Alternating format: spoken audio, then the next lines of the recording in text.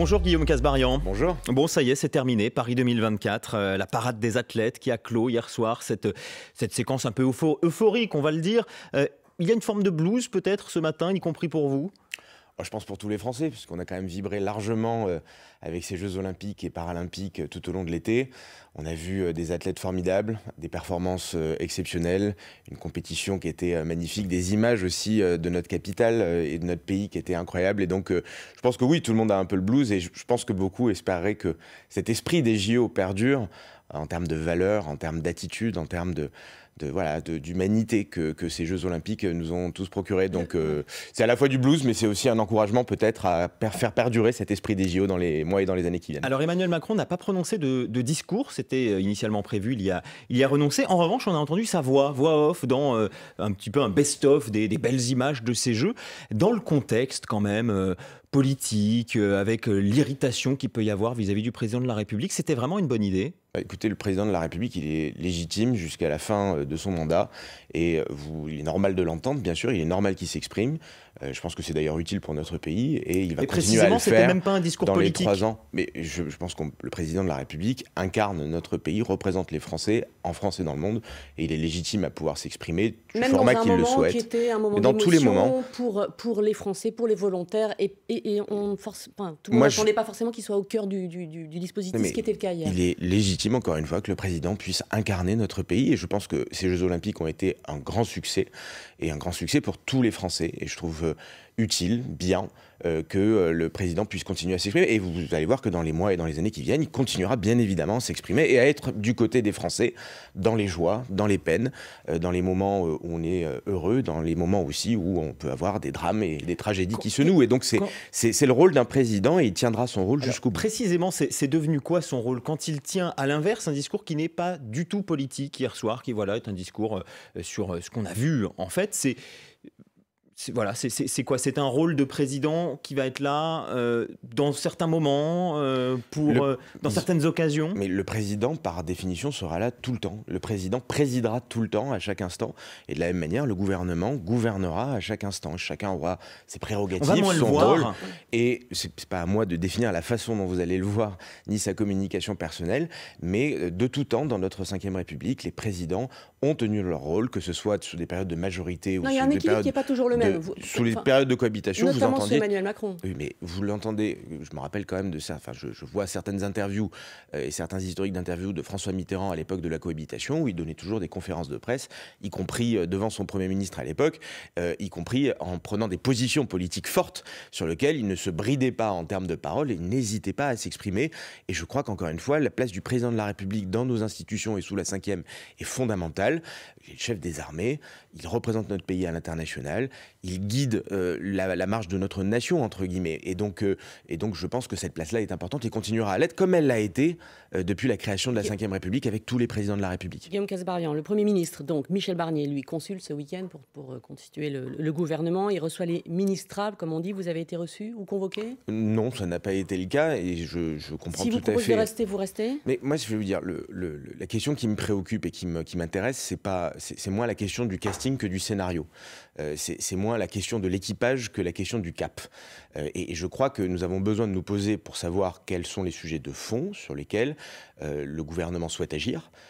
Avec Sauf que des là, priorités. Le gouvernement n'agit pas, ça fait 2 mois, ça fera 2 mois demain, toute 16 juillet que vous avez démissionné. Mais je pense que quand on s'engage en politique, quand on s'engage au gouvernement ou à l'Assemblée nationale, on s'engage pour faire des choses.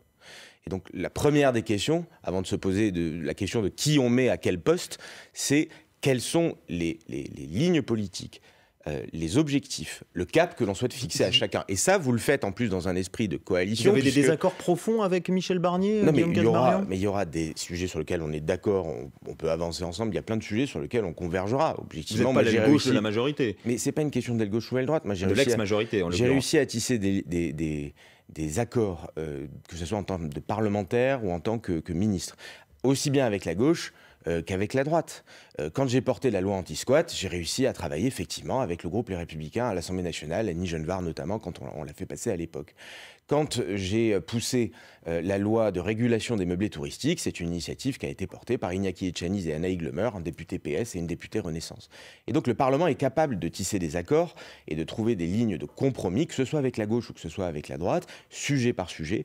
Encore faut-il s'accorder sur quels sont les points que vous donnez à chacun et quelles sont les lignes politique, précisément, la question, de force que vous donnez à chacun. Et seulement à partir de cela, vous construisez probablement le bon casting. Encore une fois, choisir des personnages et un casting alors que vous ne connaissez pas le scénario et que vous ne savez pas ce que chacun va faire, c'est probablement prendre les choses peut-être un peu à l'envers et ne pas se poser les vraies questions de fond qui vous permettent ensuite de sélectionner les meilleures compétences aux meilleurs endroits pour porter les meilleures lignes que vous avez sélectionnées dans une coalition. Voilà. J'aimerais juste qu'on parle un peu plus de fond que des questions de personnes. Précisément, voilà. Quand vous dites, on va voir où est le centre d'inertie d'une certaine façon. Je dirais, quand Marc Fesneau, président des députés Modem ce matin dans la tribune, s'inquiète de la posture trop clivante qui pourrait être celle des LR, il dit avec 47 députés, LR ne peut pas imaginer et imposer sa politique. C'est tout à fait vrai.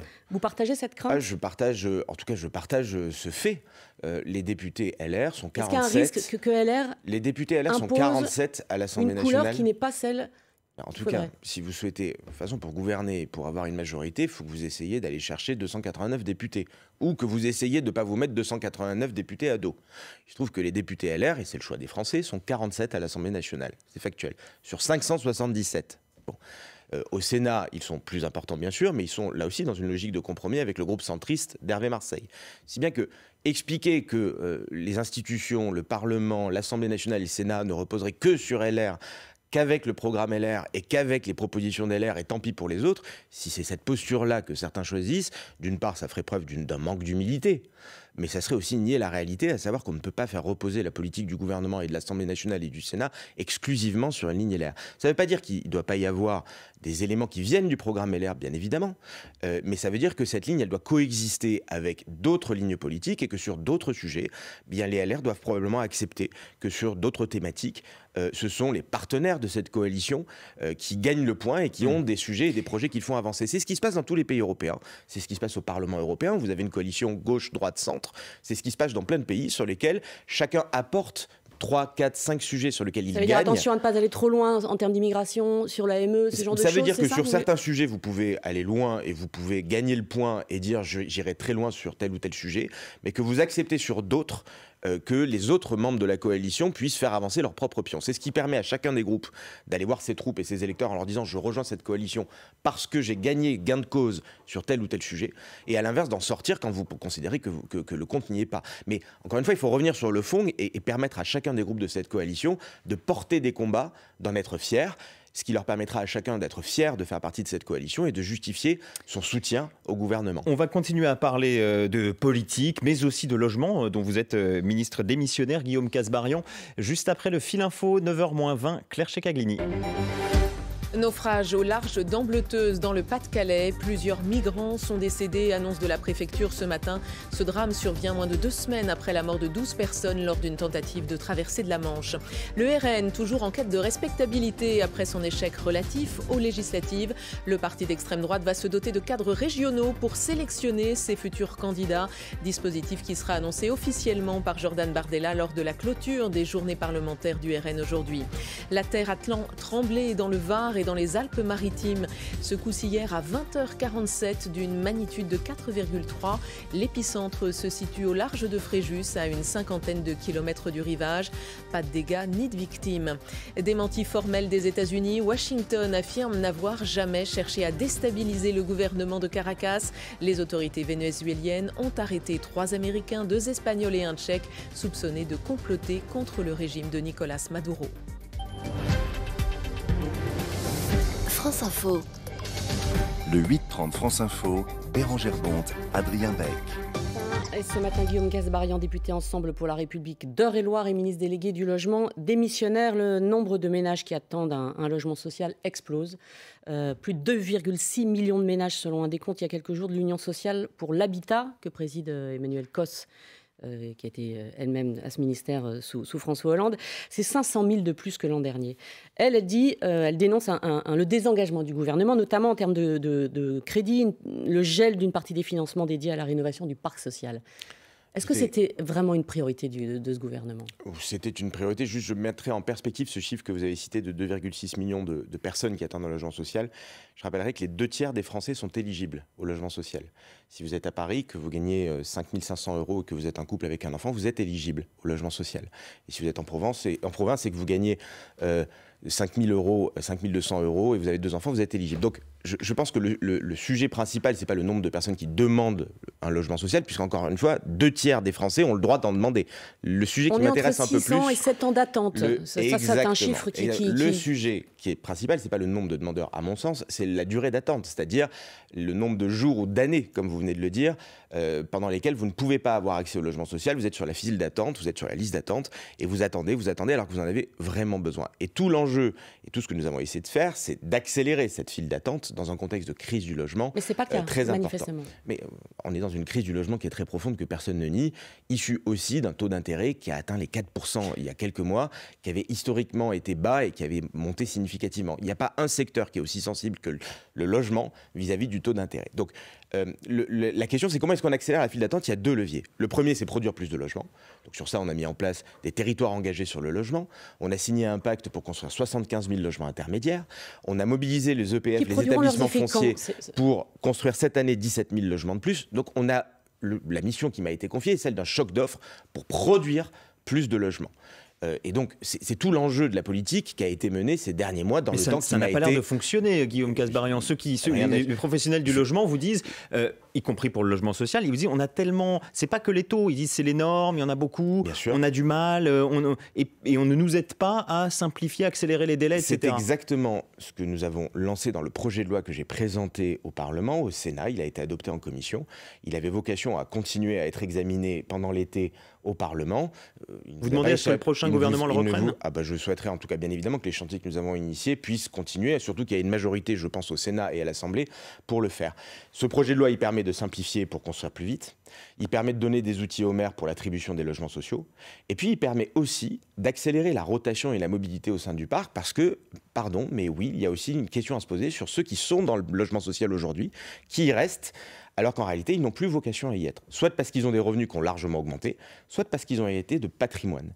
Et donc, on ne peut pas poser uniquement la question sous l'angle de la production. Bien sûr qu'il faut construire plus de logements sociaux, et je rappelle que la France est le premier pays d'Europe en termes de logements sociaux. Il y a plus de 5 millions de logements sociaux. La part de logements sociaux dans notre pays, elle est de 18%.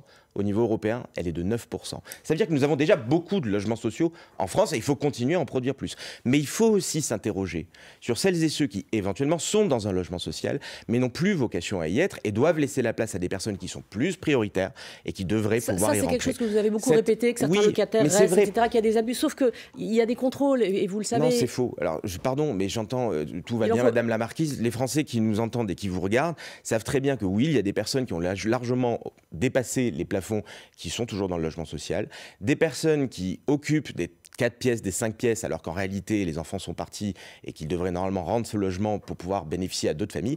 Et surtout, là où par contre c'est indubitable, le patrimoine n'est pas évalué. C'est-à-dire que vous pouvez être dans le parc social, être locataire du parc social, hériter de votre famille d'un appartement, d'une maison, d'une résidence secondaire. Ce patrimoine-là n'est jamais évalué. Je ne reproche pas aux bailleurs sociaux. C'est ce que nous souhaitions faire à travers la loi. Vous aviez vous-même reconnu, Guillaume Kasbarian, que ça ne concernait pas des millions et des millions de personnes. C'est bien moins que ça. Si vous améliorez le taux de rotation d'1%, vous avez 50 000 offres de plus sur le marché chaque année. Donc moi, je veux bien que certains disent la seule et unique solution est de construire plus de logements sociaux partout, tout le temps.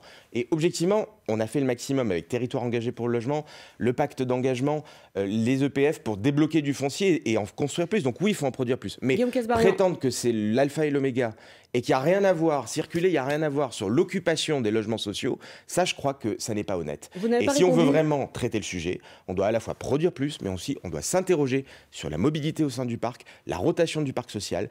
Et si on ne se pose pas cette question-là, on continuera à produire plus de logements sociaux. On est déjà le premier, encore une fois, pays européen en termes de logements sociaux, mais on ne s'interrogera pas sur la mobilité au sein du parc. Moi, mon objectif a toujours été d'accélérer la file d'attente pour celles et ceux qui attendent depuis des années. Et vous n'avez pas répondu sur le gel des financements dédiés à la rénovation, parce que votre prédécesseur avait dit 1 milliard d'euros, 1,2 sur 3 ans. Cet été, Bruno Le Maire a gelé plus de la moitié de ses crédits. C'est-à-dire, à la première difficulté, entre guillemets, c'est ça qu'on gèle. Tout ce qu'on mise sur la rénovation, entre MaPrimeRénov', le taux de TVA réduit, les certificats d'économie d'énergie. Tout ce que nous avons fait, c'est 11 milliards d'euros aujourd'hui par an. Et c'est 2 fois plus qu'en 2018. Est-ce que vous regrettez ce gel de crédit? Est-ce que vous demandez qu'il soit... Il n'y a pas de gel de crédit. Jamais il n'y a eu autant de moyens pour MaPrimeRénov' pour rénover les logements. Il n'y a pas eu le gel de... Jamais il n'y a eu autant de moyens. Et ces 3 dernières années, on a accompagné 2 millions de Français qui ont pu bénéficier de l'aide de l'État pour accompagner ces travaux. J'aimerais bien qu'on ne fasse pas passer des vessies pour des lanternes et qu'on arrête de travestir les chiffres. La réalité, c'est que jamais les moyens mis à destination de la rénovation énergétique n'ont été aussi importants dans notre pays. Je le dis, c'est 2 fois plus de moyens en 2023 qu'en 2018. On atteint 11 milliards.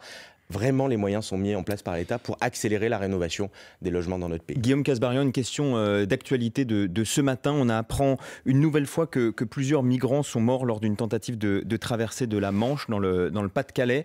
Ce sont des faits qui se produisent de façon assez régulière. Qu'attendez-vous que le prochain gouvernement fasse sur ce sujet que peut-être vous n'avez pas pu faire ou que vous n'avez pas eu le temps de faire? Écoutez, ce sont des drames à la fois terribles qui nous posent des questions d'humanité, mais aussi des questions autour de notre politique migratoire, de la lutte aussi contre les trafics, contre les passeurs. Donc ce sont des sujets qui sont éminemment complexes. Moi, je ne préempte pas la ligne du futur gouvernement. Ça sera au Premier ministre de la définir, avec sa famille d'origine bien sûr, mais aussi avec tous les partenaires de la coalition. Et je me garderai bien de donner des leçons de morale dans un moment aussi tragique. Mais j'espère qu'on arrivera à dépasser nos clivages et nos identités politiques pour essayer d'être à la fois le plus humain et le plus ferme possible sur les questions migratoires et éviter les drames que vous venez d'évoquer ce matin. Sur le sujet des passeurs, par exemple, effectivement, il y a encore des choses à faire. Bien sûr, on peut toujours faire plus. Moi, je ne considère pas qu'on a atteint tous les objectifs, que ce soit sur le logement, que ce soit sur les questions migratoires. On a fait le maximum dans le temps qui nous était imparti, mais il y a toujours bien évidemment plein d'améliorations à faire. Et donc, avec humilité, il faut savoir reconnaître ce qu'on n'a pas fait suffisamment et encourager celles et ceux qui veulent faire plus à l'avenir. Merci Guillaume Kasbarian, ministre du Logement démissionnaire. Merci Bérengère Bonte. C'était le 8h30 France Info.